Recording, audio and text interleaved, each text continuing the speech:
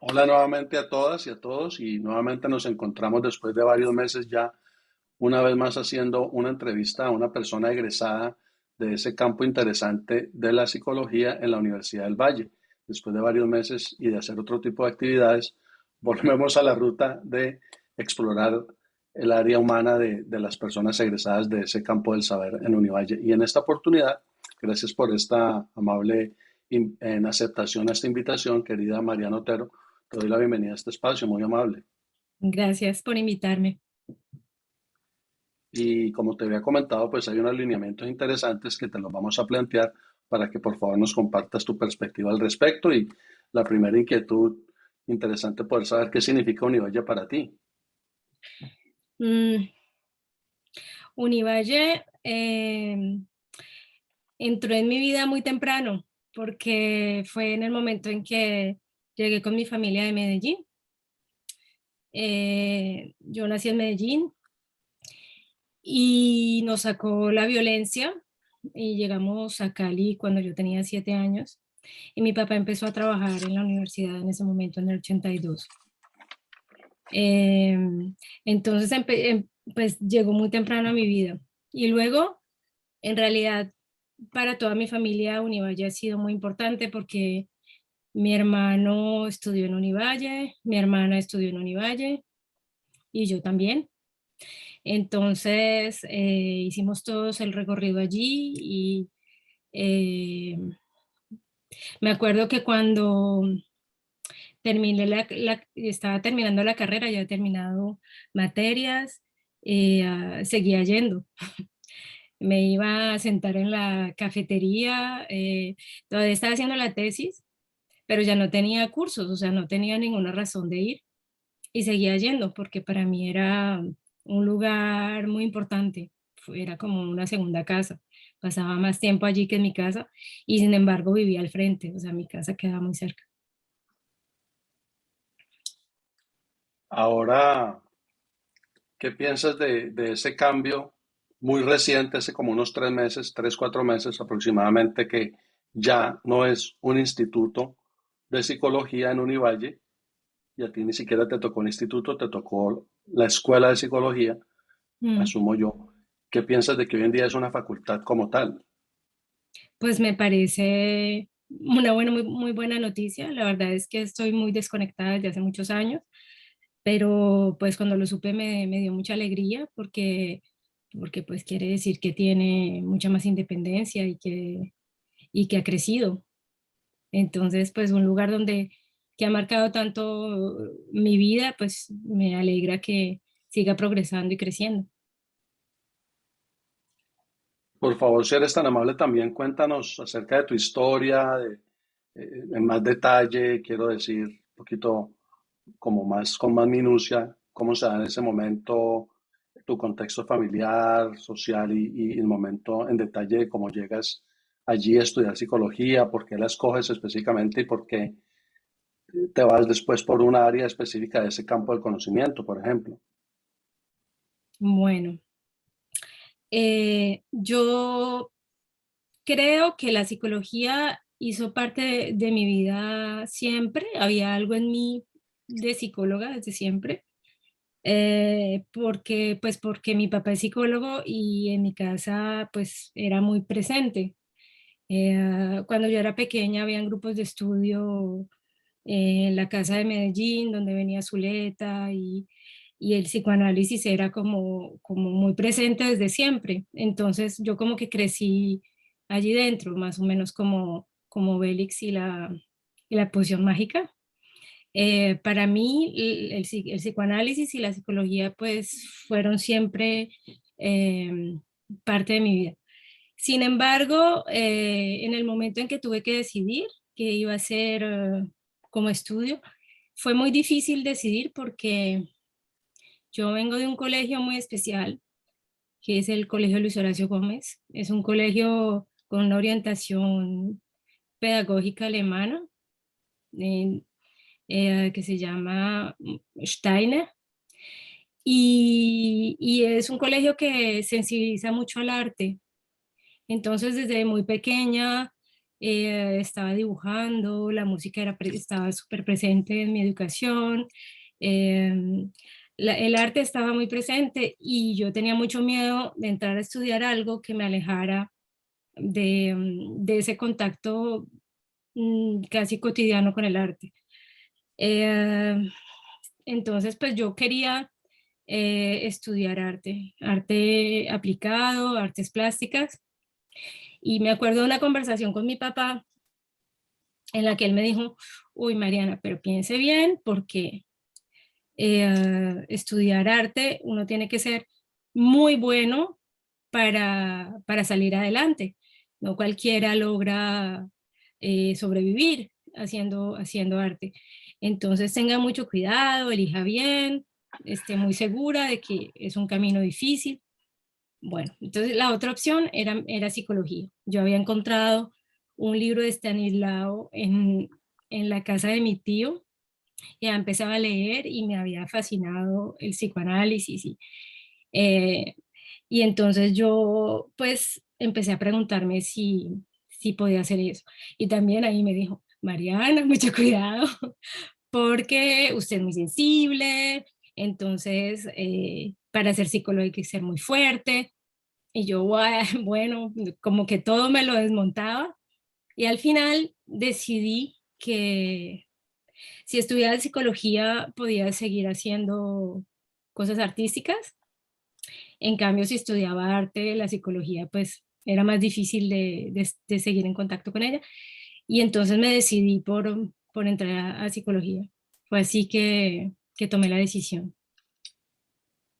Sí. Interesante que mencionas por ejemplo, a tu querido señor padre, a tu papá, el profesor Joel Otero, que inclusive nos dio introducción a nosotros al psicoanálisis en esa introducción clínica que nos daban a nosotros de esos enfoques clínicos como tal, y también mencionas a Stanislao Zuleta, y ellos tengo entendido que hasta fueron cercanos, amigos.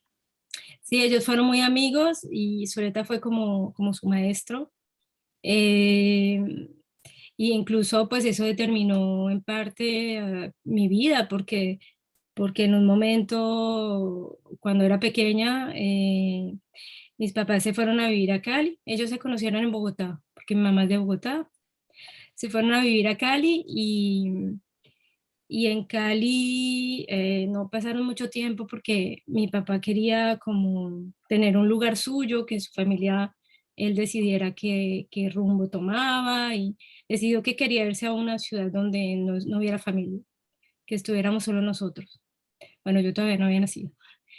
Y decidió que era Medellín y en Medellín está en el lado.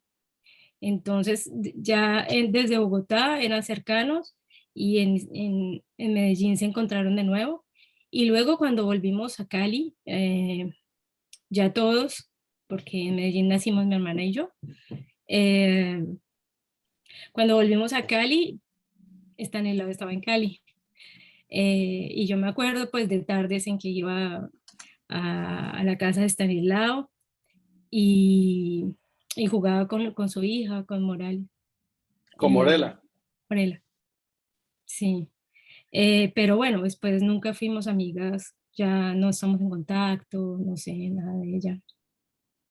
Pero son recuerdos así de él. Me acuerdo que eh, mis papás decían siempre que Stanislao era muy impresionante porque tenía una memoria fotográfica y que podía citar un libro con página y todo, recitando la página entera, así que él era Sin, impresionante. sin, sin tener tantas ayudas electrónicas, tantos dispositivos, Sí, por ejemplo, solamente sí. papel y tinta. Ujú. Autodidacta, él no pasó por la universidad. Fue una persona muy importante en Colombia a nivel intelectual y mi papá tuvo pues como la suerte de hacer parte como de su vida un tiempo.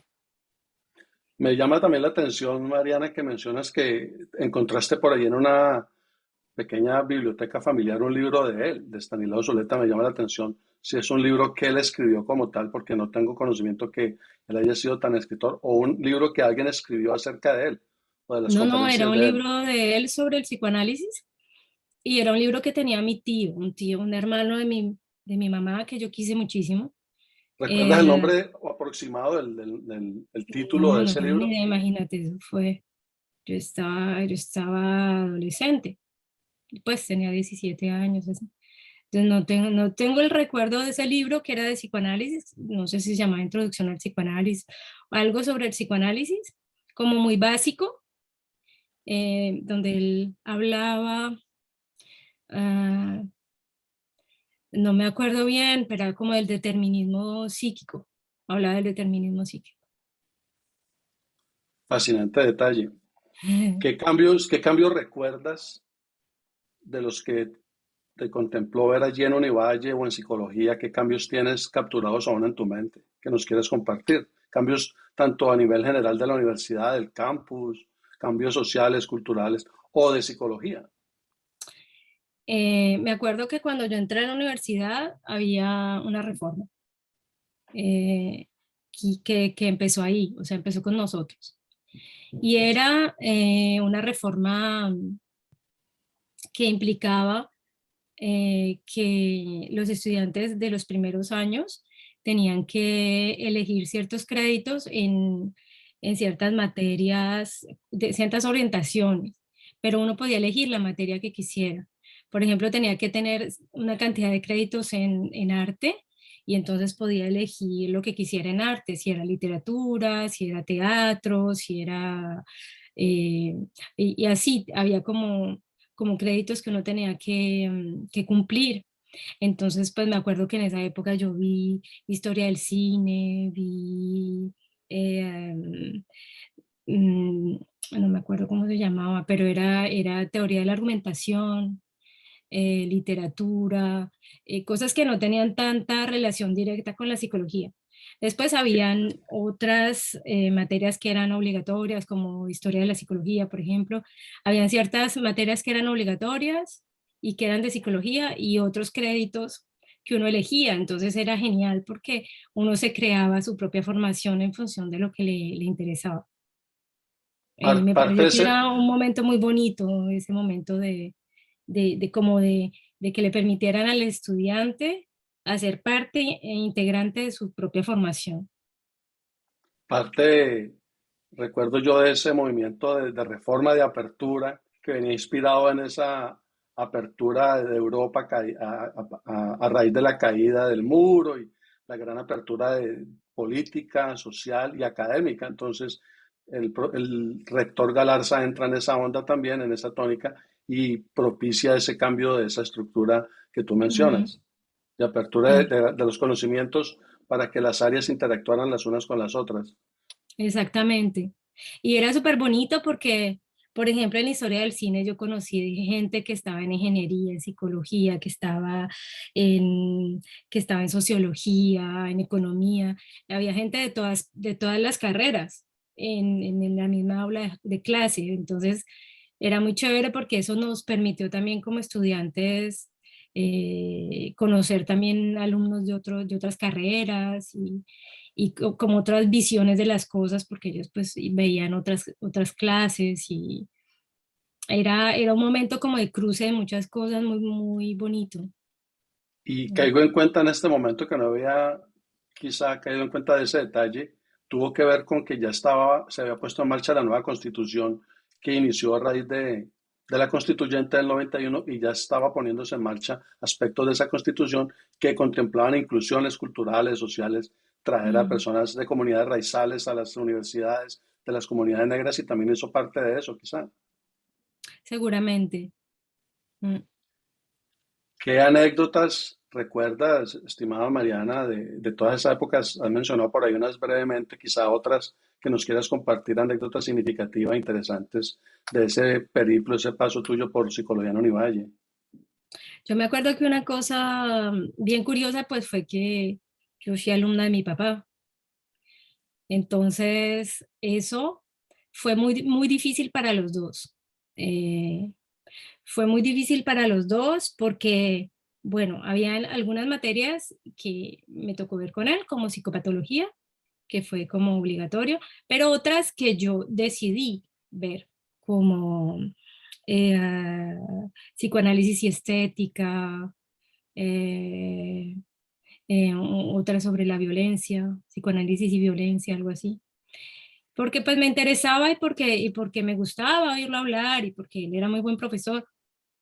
Pero pues era complicado la relación, ¿no? Porque primero pues él era súper exigente conmigo porque no quería que hubiera como diferencias y así, y que yo me hiciera en realidad yo le preguntaba muy pocas cosas, yo hacía mi recorrido sola, yo no quise eh, nunca como beneficiar de ningún tratamiento de favor, ¿no?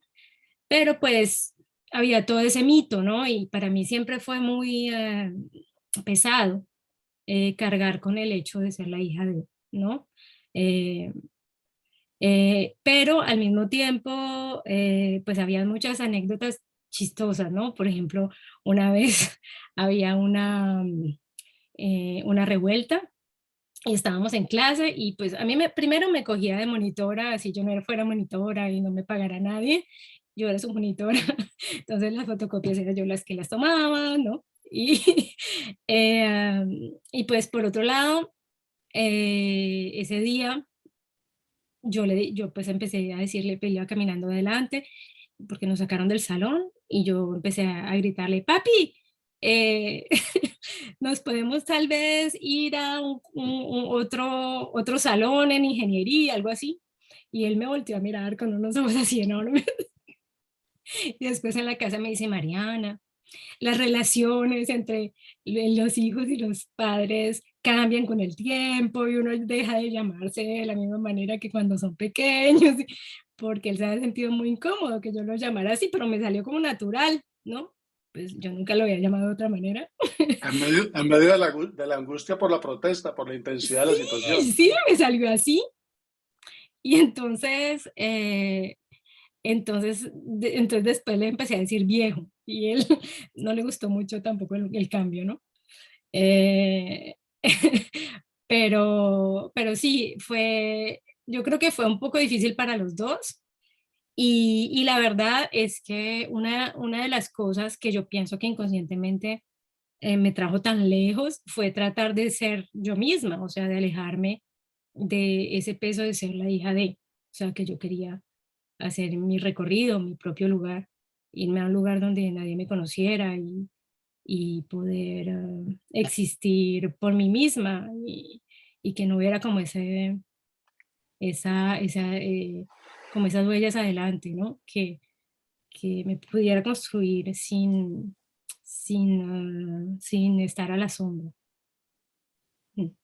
Muy anecdótico para mí resulta también que tengo recuerdos eh, allí en esa cafetería tan simbólica de socioeconomía, allí en Univalle, momentos donde interactuabas mucho con la generación nuestra, de estudios nuestra del Código 91, digámoslo así, de la Corte del 91, donde teníamos oportunidades allí de conocernos un poco más o sentarnos, charlar y demás. Mm. Pues la cafetería de economía era el lugar donde estábamos todos los estudiantes de psicología. Nos cruzábamos mucho todos, ¿no? Yo creo que como que, además era como por semestres diferentes, pero era un lugar muy importante para los estudiantes de psicología. Yo creo que, mm, pues no por nada yo volvía si ya no tuviera clase. Ese lugar era pues como en la segunda casa. Pasábamos mucho tiempo ahí. Mm. ¿Qué logros nos puedes compartir de todos los logros que has tenido académicos, profesionales, familiares y demás? ¿Qué logros significativos has tenido a partir de haber estudiado psicología allí y quizá estar en otros contextos, en otras geografías y demás? Mm, eh, yo creo que lo más difícil fue que cuando uno elige irse de Colombia, pues de su país, cuando uno elige irse, todo se vuelve mucho más difícil. Uno piensa que porque la gente se está yendo a abrirse camino y que va a ser mucho más fácil. Pero, por ejemplo, para ser psicólogo en otro idioma, hay que tener un manejo del idioma muy, muy, muy bueno, porque trabajamos con el discurso y necesitamos entender lo que nos están diciendo, las sutilezas de la lengua son súper importantes cuando trabajas, sobre todo en psicoanálisis o en clínica. Eh, yo me dediqué desde Colombia, desde que estaba en Colombia, a trabajar con adictos.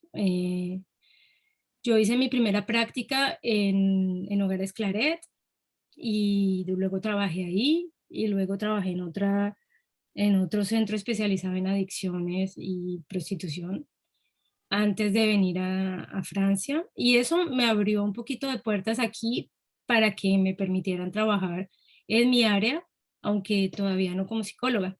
Eso me ¿Qué, mo- permitió. qué te motivó a ir específicamente a Francia y no a Alemania, a Ah, España, a otro lugar? eh, pues el psicoanálisis, porque yo tenía la referencia de Lacan y del psicoanálisis y que era aquí donde uno venía a estudiar psicoanálisis.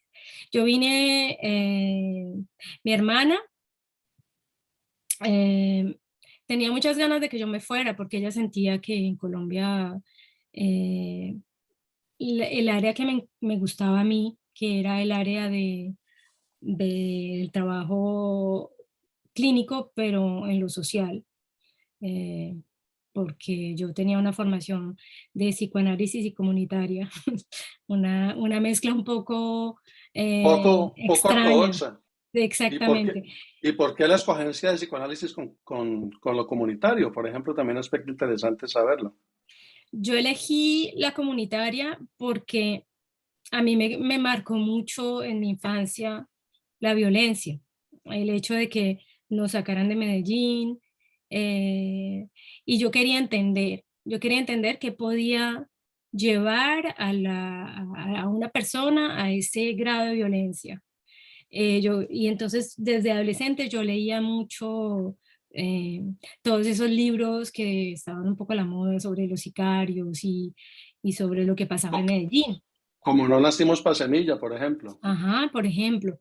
Y entonces yo devoraba todos esos libros porque yo quería entender por qué me habían robado mi infancia, porque yo había tenido una infancia mágica, mi papá hizo teatro cuando pequeño y cuando joven en la universidad, él era director de teatro, entonces él era un papá pues que nos hizo vivir como un imaginario muy importante, como que yo me acuerdo de que él nos decía que íbamos a ir al bosque donde estaba Campanita y había una infancia tan llena como de fantasía y todo eso, que Vívida. luego esa violencia tan terrible que te quitan tu casa, que te toca salir corriendo, que ves que tus papás se van a Medellín, a Cali y a Bogotá a ver dónde encuentran para dónde irse. Y eso fue muy duro. Entonces, como que en la adolescencia yo empecé a tratar de entender.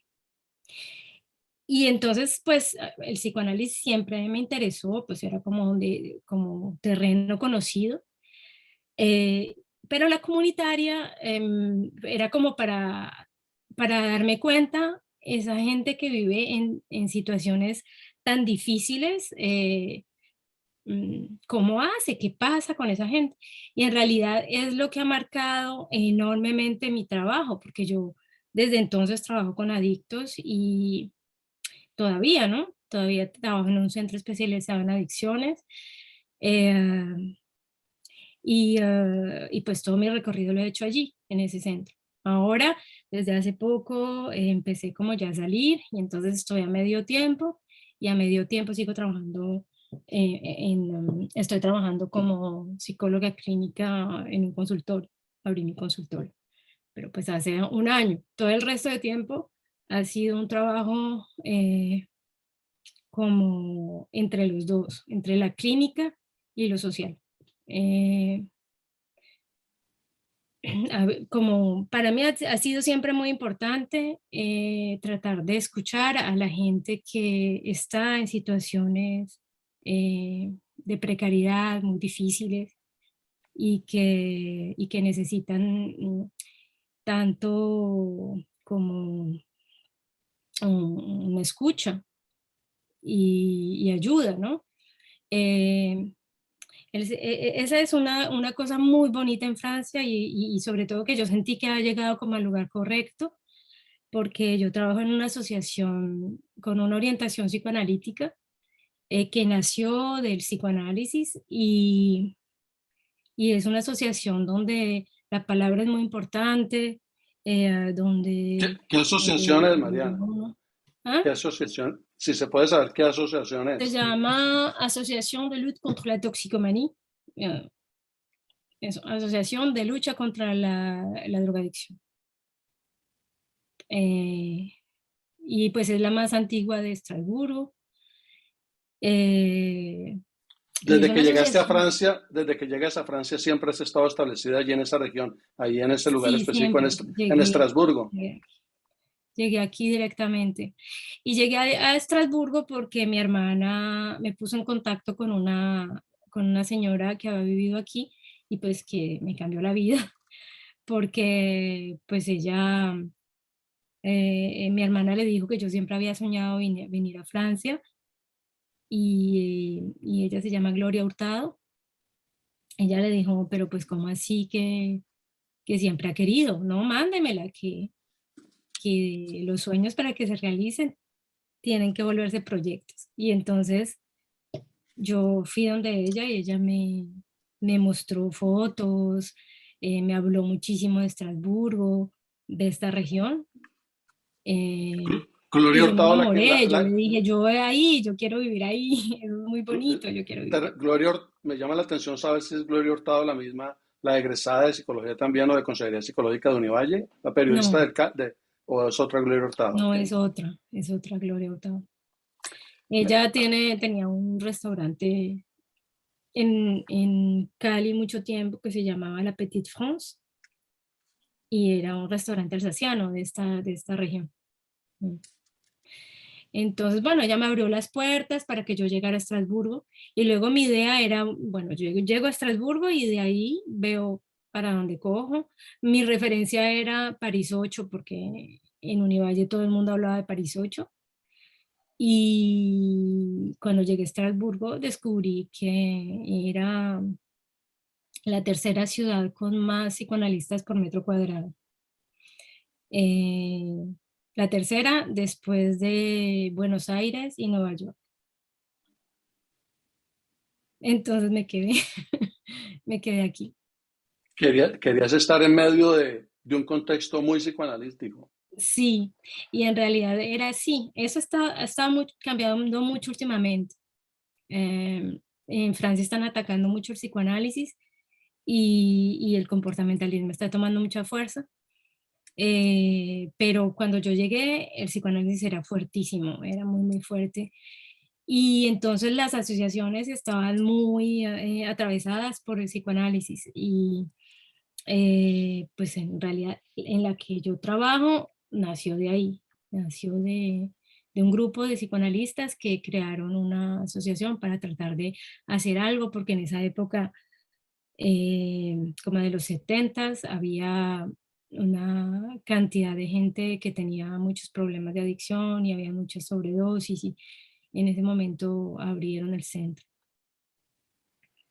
Pienso que Entonces, me haces caer en cuenta, no quiero que se pase este detalle de esa conexión que pudo haber habido entre psicoanálisis y el área de lo comunitario, de la psicología comunitaria, en tanto que lo uno, pues, claramente entendido que viene de Freud y de Lacan, por ejemplo, grandes protagonistas de ese movimiento, y lo otro, lo comunitario tiene que ver mucho con lo cultural, con la antropología. Por ejemplo, con autores mm, como Levi Strauss, que aunque tienen encontronazos conceptuales académicos, pero se encuentran desde esa perspectiva del trabajo que, por ejemplo, que tú vienes realizando allí, muy cultural, muy social, muy clínico. pues es que a mí siempre me enseñaron que el psicoanálisis era como un carrefour. Un carrefour es un lugar donde se cruzan muchos caminos. El psicoanálisis, si tú estudias el psicoanálisis y según lo que decía Freud, el psicoanálisis te permite trabajar la antropología, te permite trabajar la literatura, te permite trabajar el arte, La la arqueología, pintura. hasta arqueología Sí, misma. Desde el psicoanálisis puedes ir hacia una cantidad de orientaciones diferentísimas. Incluso ahora yo trabajo haciendo asesorías, por ejemplo, a asociaciones. Aquí se llama, pues es como que la puerta de entrada de la adicción. Yo trabajo con asociaciones que tienen dificultades para trabajar con personas adictas, pero que no son, o sea, que tienen que reciben un público adicto, pero que no son especializados en eso. Y Cuando, entonces cuando, tienen, cuando te refieres de que tú trabajas con estas asociaciones, con estas instituciones, ¿quieres decir que lo haces a nivel de consultoría, a nivel independiente? sí, ¿Cómo lo realizas? no, es de consultoría, pero desde la asociación en que trabajo. Es una de mis misiones como psicóloga de la asociación. Yo trabajo en clínica, pero yo trabajo también tratando de darles elementos y pistas para saber cómo hacer para trabajar con ese público. Entonces, eso hace parte de mis misiones. Por ejemplo, hoy estaba en una reunión, son los grupos que yo creé con una compañera y ahora estoy trabajando en eso con otro colega, donde invitamos profesionales del área, del área social para, a partir de temáticas específicas, crear espacios de discusión donde cruzamos miradas y tratamos de encontrar salidas para situaciones complicadas que tienen que ver con adicciones. Entonces yo pienso que es una mirada clínica, o sea que de todas maneras la clínica no está solamente en un consultorio. La clínica es algo que uno lleva por dentro cuando uno es cuando tiene esa orientación. Y eso permite tener una visión analítica de las cosas, que permite entender funcionamientos globales, incluso en las empresas, cómo eso funciona. Porque muchas veces en esas asesorías lo que aparece es que lo que está funcionando con dificultad es la institución misma. Entonces, desde esa mirada clínica, tú puedes también hacer, por ejemplo, organizacional. Así no lo estés haciendo concretamente, porque la gente habla de eso y entonces desde tu posición puedes ayudarles a tratar de entender cómo ubicarse frente al lugar de cada uno, dónde pueden encontrar salidas a situaciones conflictivas. eh, pero siempre la puerta de entrada son las adicciones por ahora. Eh, Claro. entonces ha sido un aprendizaje grandísimo en esa asociación. Yo siento que eh, pues toda mi construcción como profesional hoy y todo lo que yo puedo aportar a otros profesionales y a mis pacientes, lo aprendí ahí. Es como después de Univalle, mi segunda casa. Mm. Fascinante detalle. ¿Consideras que esas expectativas tuyas como estudiante en tu pregrado, en tu posgrado y demás, consideras que esas expectativas corresponden a lo que has logrado desarrollar? Como en detalle, ¿piensas que sí va lo uno encadenado con lo Yo otro? creo que sí. Yo creo que sí, porque yo me acuerdo mucho en la época antes de venir a Francia, como ideas que yo tenía de crear cosas desde siempre. A mí siempre me ha gustado crear y yo creo que eso viene como de mi formación como muy artística cuando pequeña y eso, ¿no? Eh, a mí siempre me ha gustado crear y en, eh, en esa época yo me acuerdo que yo tenía reuniones incluso con René, no me acuerdo cuál es el apellido de René, uf, hacía tiempo que no pensaba en. Con René ¿Con, hablábamos mucho con René Góngora, del grupo de nosotros? él estaba como un año antes que usted, yo creo. Nosotros teníamos charlas juntos para tratar de pensar cómo crear una institución y esa institución se parecía mucho a donde yo trabajo.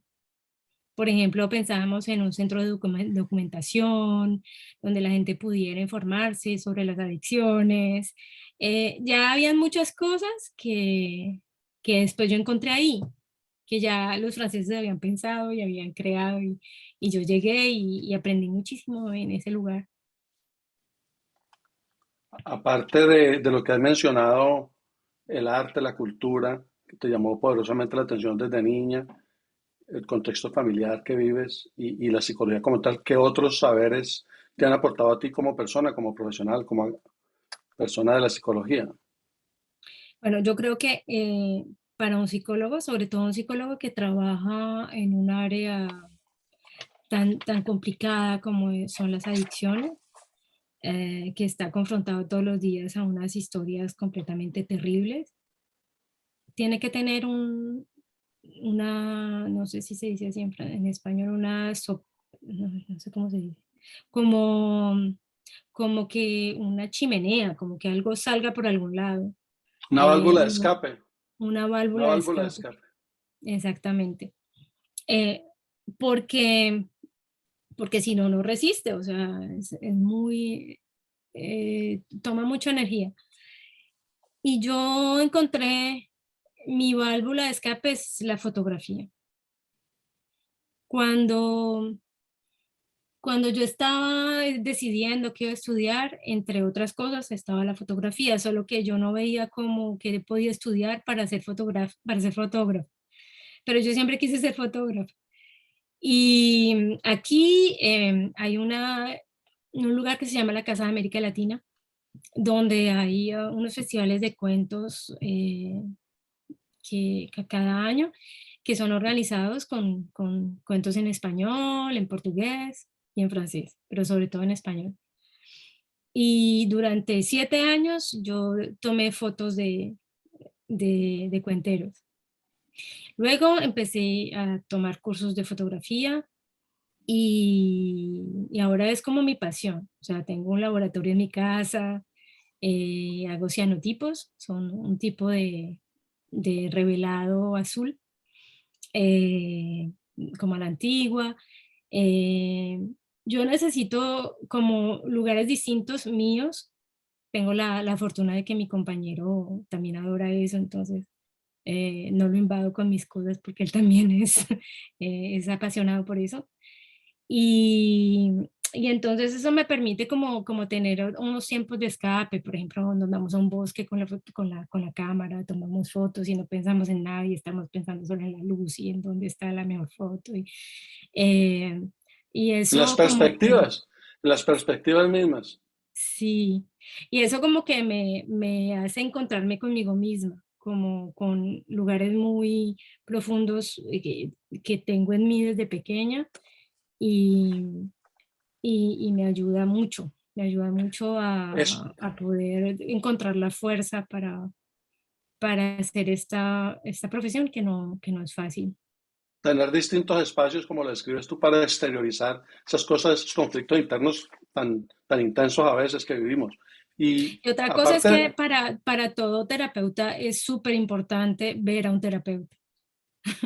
O sea, tener un lugar en el que uno logre trabajar sus cosas para que no se le mezcle todo entre sus dificultades y las de sus pacientes y las cosas estén un poco claras. Eh, para mí es importante también tener ese refugio, ese lugar donde yo trabajo eh, mis procesos internos, donde yo puedo incluso cuestionar las reacciones que tengo frente a ciertas historias de gente que... Pero lo que sí es cierto es que si una cosa a mí me apasiona en la vida son las historias. Y entonces las historias de todo tipo, a mí me encanta el cine, me encanta la literatura, y entonces, claro, a mí me encanta que me cuenten la vida, la gente. Y entonces para mí mi profesión es una pasión, porque yo quiero saber, quiero entender, quiero ayudarles a entender también, claro, pero me encantan las historias, entonces me en, parece que encontré la profesión ideal.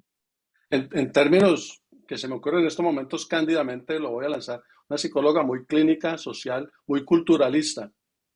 Sí, puede ser.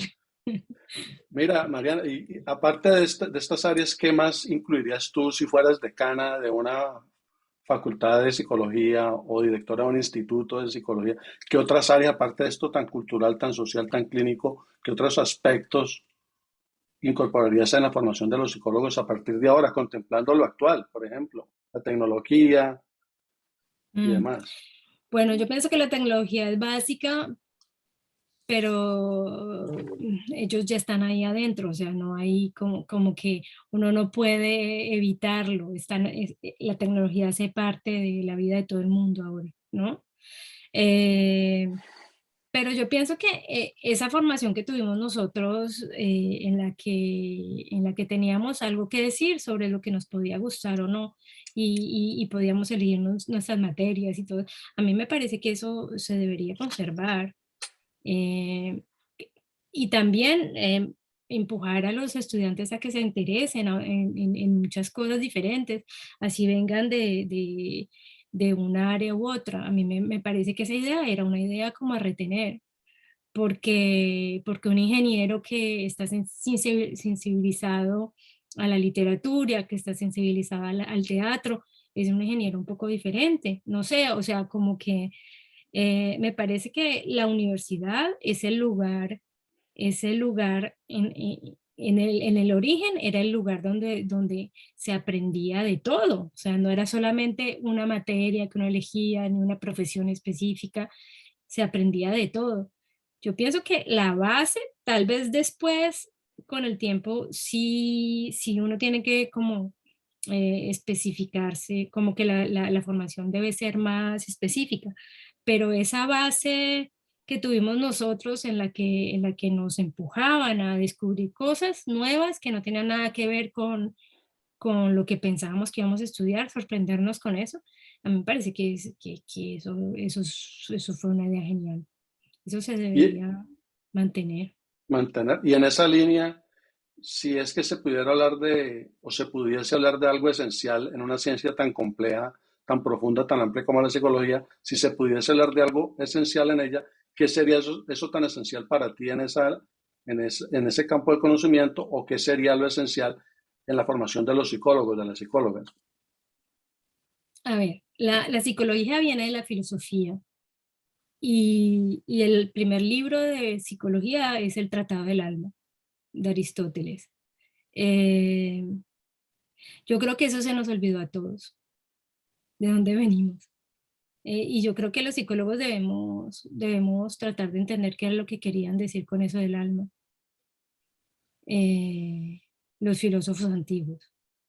Y, y si uno lograra ir a lo esencial, a lo profundo, de dónde venimos, que es un poco incluso lo que estás haciendo tú, de dónde venimos los psicólogos hoy, de dónde venimos de dónde viene la facultad, cómo se creó, de todas esas historias y todo eso, el origen de nuestra formación, o sea, somos seres de historia, todos somos seres de historia, y los psicólogos también. Y yo creo que es importante que dentro de la formación haya también esa reflexión sobre de dónde viene la psicología, qué es la psicología en el fondo.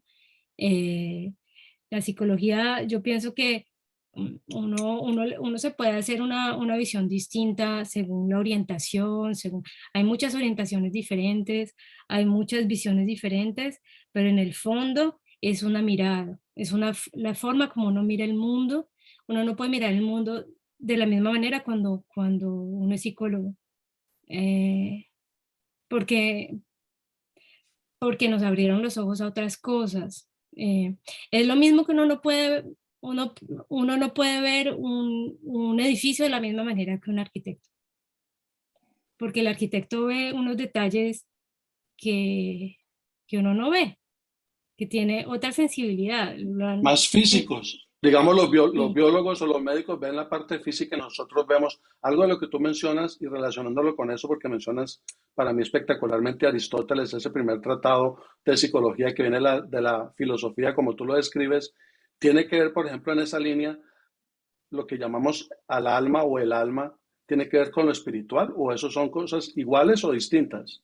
por ejemplo? Yo creo que tiene que ver con algo que es subjetivo, que no se puede determinar. Y en ese sentido, pues tú lo puedes ver como, yo no pienso que sea metafísico, yo pienso que es algo impalpable, como, pero que es lo que nos define, como algo muy profundo que nos define como seres humanos y que hace que seamos diferentes de los animales. Eh, lo que pasa es que se han mezclado muchas cosas, ¿no? Hoy en día, pues, el alma es asociada con la religión, pero el alma de Aristóteles no es el alma de la religión. Por ejemplo, ¿dónde va a parar eso que se menciona tan, inclusive en las nuevas psicologías que se están abordando, lo que tiene que ver, por ejemplo, con el mindfulness y todas estas cuestiones que se habla tanto de lo espiritual, el yoga mismo, escuelas del Mm, oriente, de los chinos, de los hindús y un poco del este europeo que hablan de asuntos espirituales. Entonces, ¿dónde quedaría esto dentro de esa exploración de la psicología también? ¿O será que eso no tiene nada que ver con psicología en sí? em, yo pienso que tiene que ver con psicología también, porque tiene que ver con el ser humano y tiene que ver con su comportamiento y eh, tiene que ver con el ser humano y en ese sentido, pues, no está alejado de la psicología. Incluso son instrumentos que ayudan a encontrarse con uno mismo, ¿no? Con su esencia. Eh, pero yo no sé, a mí me parece que es como otra orientación más metafísica, eso es más metafísico.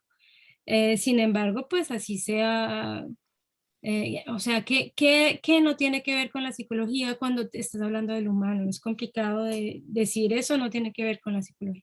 Yo creo que tiene que ver, siempre que hablas del humano, estás hablando de algo que tiene que ver con la psicología. Sin embargo, bueno, sí, hay cosas que son más como de creencias, de religiosas o De de... valores o asuntos morales, por ejemplo, que la moral, Ujú, la ética. O sea, hay cosas que yo creo que cada vez que escarbo esto me generan más dudas, pero las quiero lanzar igual para que queden consignadas. Para la psicología quizás eso ha sido un tropel muy serio, digámoslo así. Cuando se habla de lo inconsciente, ¿cuál es el límite de lo consciente y de lo inconsciente? Cuando se habla de lo mental, ¿a qué se refiere específicamente? Si es al alma, pero si es al alma, ¿es esa alma griega de Aristóteles o a ese otro tipo de alma más de otras regiones del planeta que tienen que ver, que hablan de lo espiritual, de la ujú, religiosidad o de lo religioso?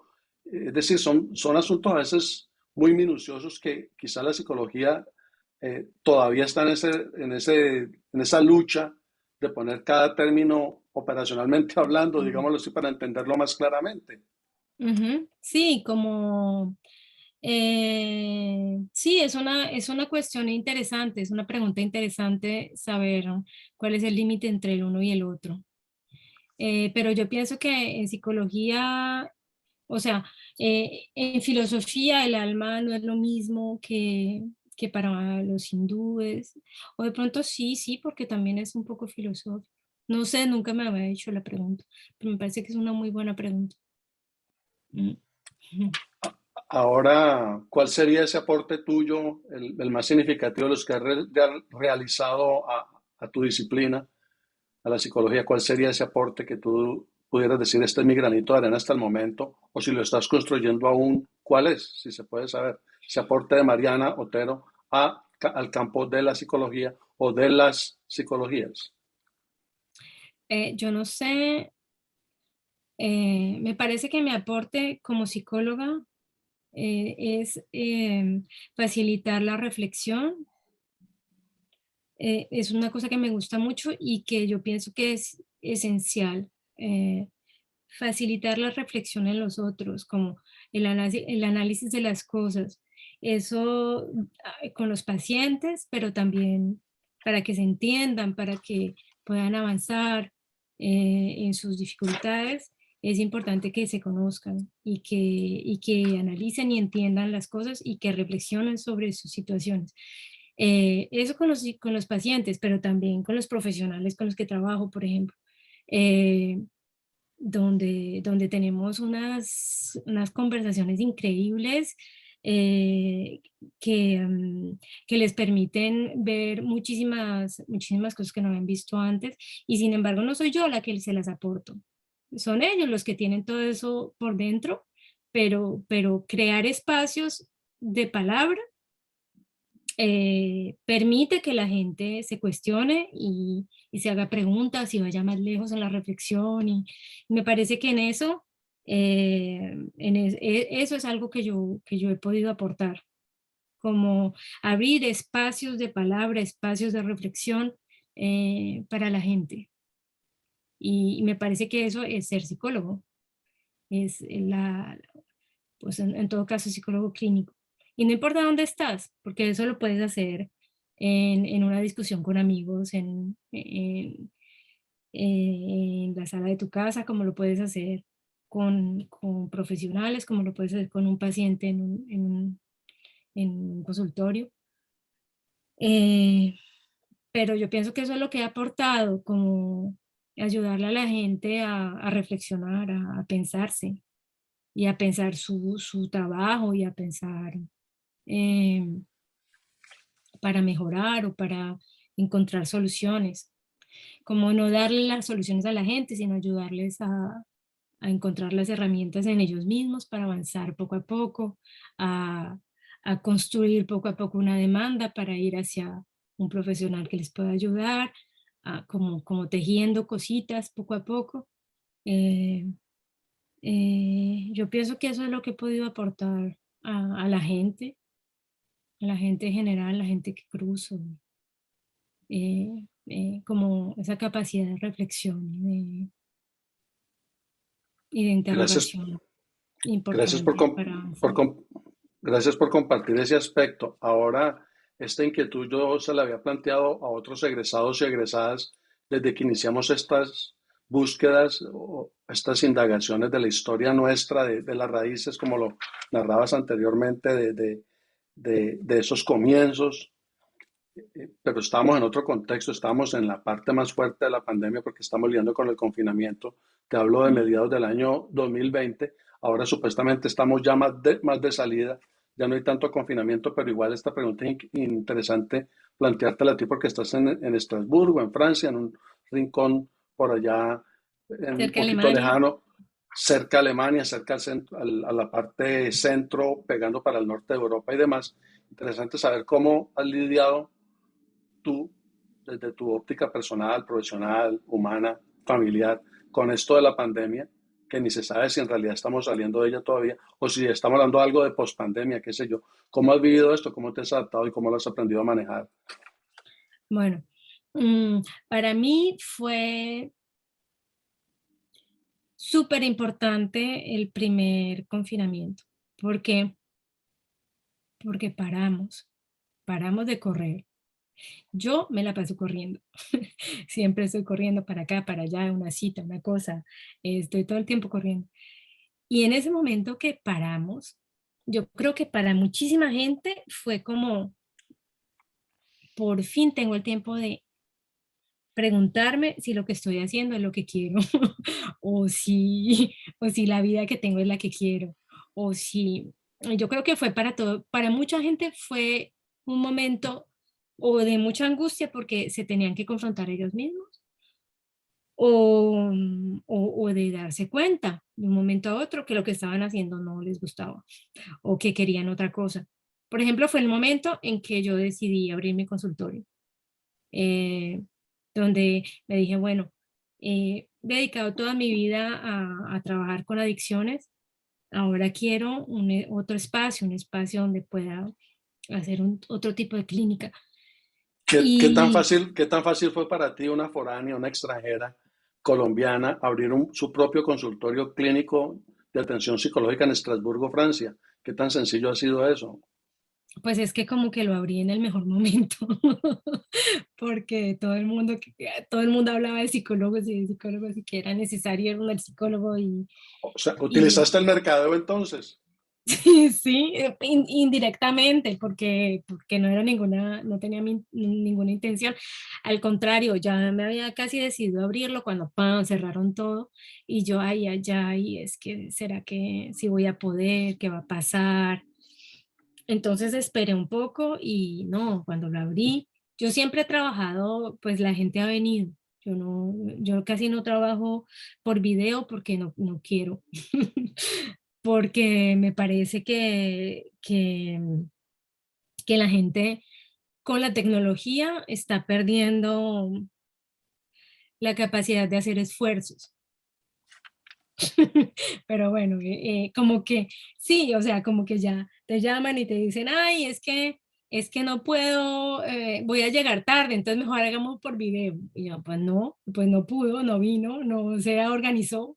En otra época, ¿cómo hubiera sido? O sea, no sé, la gente se está recostando tanto en en la tecnología que se ha vuelto como todo, o sea, la gente ya no hace el esfuerzo de moverse, de hacer las cosas, de ir.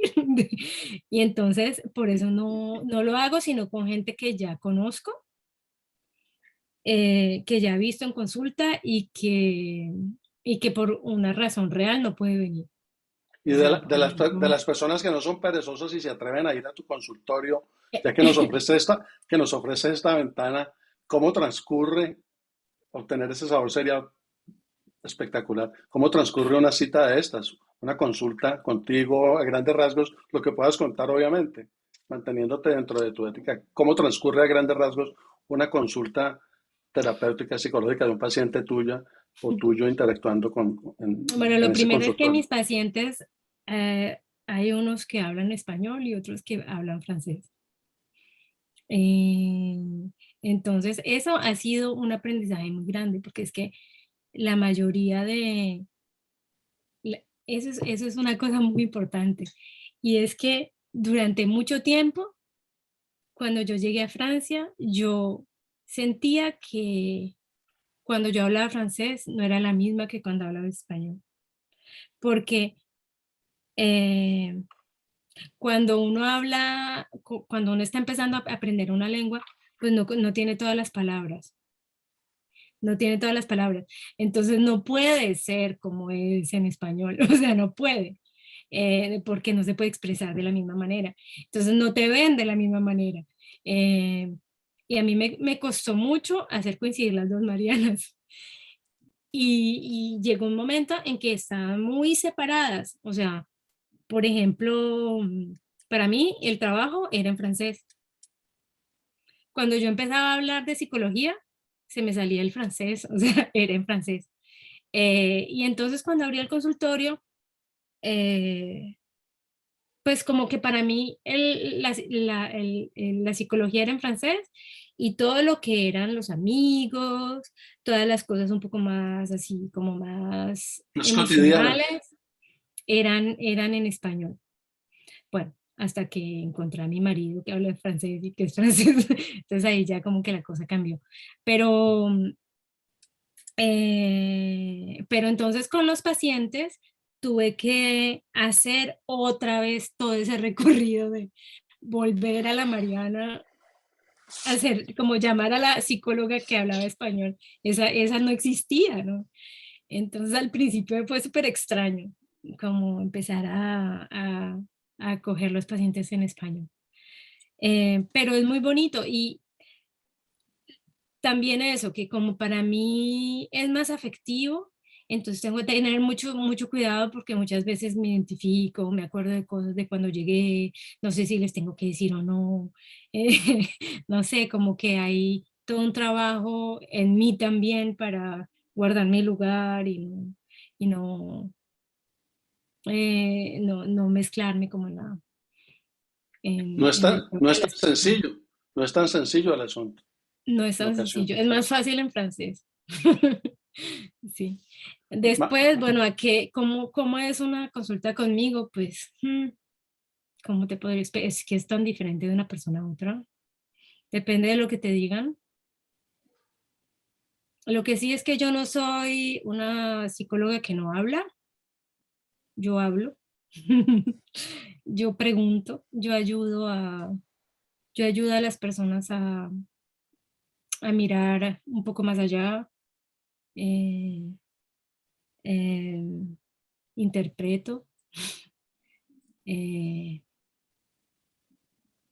les doy ciertas claves a veces para que, y en realidad depende, porque por ejemplo en el consultorio no es lo mismo que en la asociación, porque en la asociación muchas veces son mm, más como un acompañamiento mucho más como, como de consejo, como de apoyo.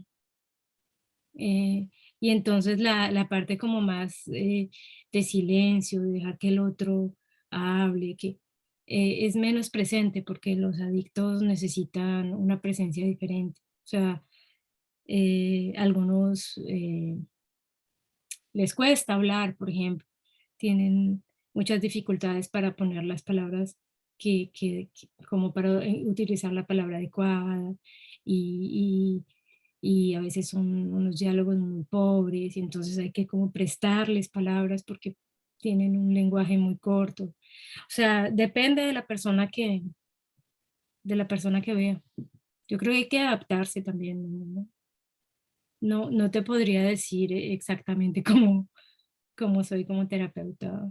Creo que depende, es en función. En términos básicos y sencillos de explicar esa parte preciosa que describes es, para muchas personas, por ejemplo, del deporte, hablan del partido al partido, o algunos profesionales hablan del día al día, pero en tu caso sería, va en terapia a terapia, de Exactamente, terapia. cada persona llega con su mundo. Eh, digamos que la puerta de entrada es la adicción, pero detrás hay cosas muy diferentes de una persona a otra. Y hay gente que está lista para interrogarse, hay otra que necesita apoyo, hay otra hay otra gente que, en cambio, la diferencia también es que pues en terapia ellos pagan, ellos deciden venir, mm, en la asociación es diferente, o es porque la familia se inquieta y los empuja, y aquí el gobierno paga esas asociaciones, entonces las personas vienen gratis. eh, entonces la implicación no es la misma, ellos, hay muchas citas que no cumplen y estoy ahí esperando. Eh, es otra cosa, es muy diferente. Y yo creo que yo también soy diferente. Aparte de lo que mencionas, Mariana, ¿qué otros retos vislumbras a partir de ahora, en unas épocas tan complejas, cada vez más complejas, pienso yo, que vamos a vivir como humanidad? ¿Qué retos vislumbras tú, tu profesión, familiar, profesionalmente, a partir Bueno, de yo ahora? creo que el reto mayor es soltar la asociación y volar con mis propias alas en el consultorio. Igual yo pienso que, bueno, en el consultorio también veo personas que tienen problemas de adicción, pero es un poco diferente. Y entonces la parte como social pienso que va a estar menos presente. Y, también porque estoy cansada como de la institución, no del trabajo con, la con las personas, con los pacientes, ni con los profesionales, todo eso a mí me encanta, sino con la parte institucional. Esa parte me pesa mucho y creo que ahora como que mi reto es volar de mis propias alas. Eh, el otro día le decía a mi analista que yo sentía que era como que estaba volviendo al momento en el que dejé Colombia, como que sentía que se me había agotado, que ya había hecho lo que tenía que hacer y que ya no me aportaba gran cosa y que necesitaba ver otras cosas. Eso fue como una certeza así que yo tuve en un momento y ¡pum! Arranqué. Y ahora siento lo mismo con la asociación. Entonces, creo que el reto que viene es encontrar un lugar donde pueda ejercer como más tiempo, o sea, que no sea medio tiempo, sino a tiempo completo. Ese es el nuevo reto. Pienso que, bueno, seguiré desarrollando la fotografía, seguir estudiando para aprender más cosas en fotografía, eso yo creo que me gustaría seguirlo haciendo. Y, y bueno, no sé qué más, porque pienso que el resto ya lo tengo. O sea, soy muy afortunada y tengo la mayoría de las cosas que quería tener, las tengo. Entonces, eh, pues por ahora es eso solamente. Y finalmente por hoy, por esta ocasión, Mariana, ¿cuál es la mayor pasión en tu vida? ¿O La cuál ha mayor sido la mayor? pasión, yo creo que la mayor pasión en mi vida ha sido pues de todo lo que he hablado, ¿no? O sea, como la mayor pasión en mi vida ha sido la reflexión, crear, eh, ha sido las historias, eh, las historias, yo creo que las historias. Eh, yo digo que yo soy apasionada de la fotografía, pero la verdad es que mm, es porque me ayuda a contar historias también. O sea, yo creo que en el fondo son las historias mi gran pasión.